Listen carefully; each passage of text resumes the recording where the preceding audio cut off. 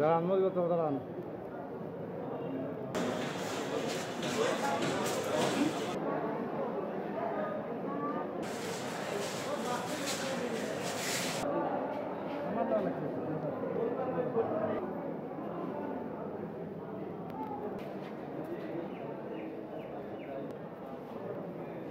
এদিকে ধরলাম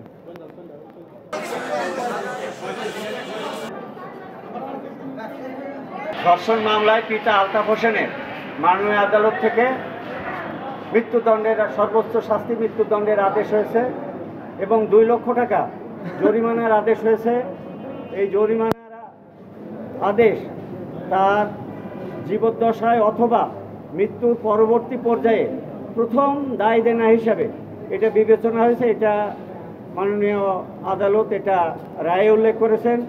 সর্বোপরি এই মামলাটা আমরা যেদিন সাক্ষী শুরু করেছি সেই সাক্ষী শুরু থেকে মাত্র 45 দিনের মধ্যে এই মামলার সর্বোচ্চ শাস্তি আমরা বিধান করতে সক্ষম হয়েছি। সমাজে এই ধরনের ঘৃণিত অপরাধ যেন আর সংঘটিত না হয় এটা আমরা আশা করছি।